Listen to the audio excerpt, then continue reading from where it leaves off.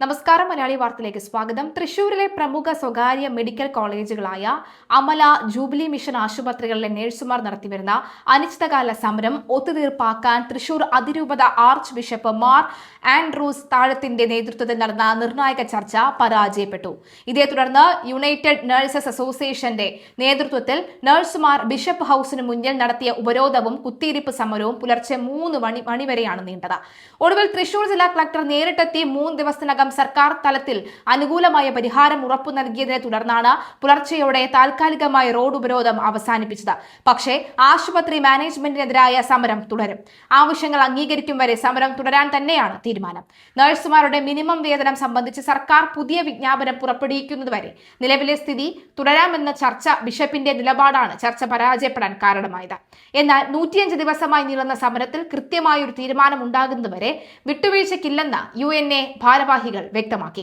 പുതിയ വേതന വ്യവസ്ഥ വരുന്നതുവരെ ഇടക്കാല അലവൻസിലെങ്കിലും അനുവദിക്കണമെന്ന സമരക്കാരുടെ ആവശ്യം മാനേജ്മെന്റ് പ്രതിനിധികൾ തള്ളിയതോടെ ചർച്ച പൂർണ്ണമായും വഴിമുടക്കുകയായിരുന്നു.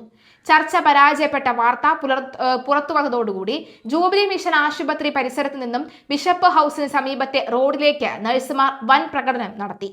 ബിഷപ്പ് ഹൌസിന് തൊട്ടു മുൻപായി സമരക്കാരെ പോലീസ് തടഞ്ഞെങ്കിലും 500ഓളം വരുന്ന നഴ്സുമാർ റോഡിൽ കുത്തിയിരുന്ന് ഉപരോധം ആരംഭിക്കുകയായിരുന്നു. കൈക്കുഞ്ഞുങ്ങളുമായി എത്തിയ നിരവധി വനിതാ നഴ്സുമാരും പുലർച്ചെ വരെ നീണ്ട ഈ ശക്തമായ ഉപരോധം സമരത്തിൽ പങ്കെടുത്തു. വൈകുന്നേരം 6 മണിക്ക് ശേഷമുള്ള സമയമായതിനാൽ സ്ത്രീകളെ അറസ്റ്റ് ചെയ്യാൻ മജിസ്ട്രേറ്റിന്റെ പ്രത്യേക അനുമതി വാങ്ങേണ്ടി വന്നത് പോലീസിനെ വലച്ചു.